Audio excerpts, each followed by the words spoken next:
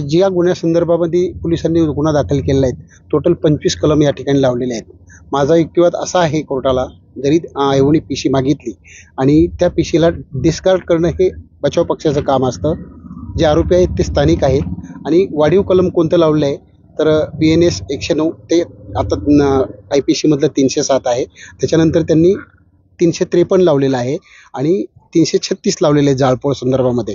तर आम्ही त्या ठिकाणी आर्ग्युमेंट करताना असं सांगितलेलं आहे की असा कुठलाही प्रकार घडलेला नाही.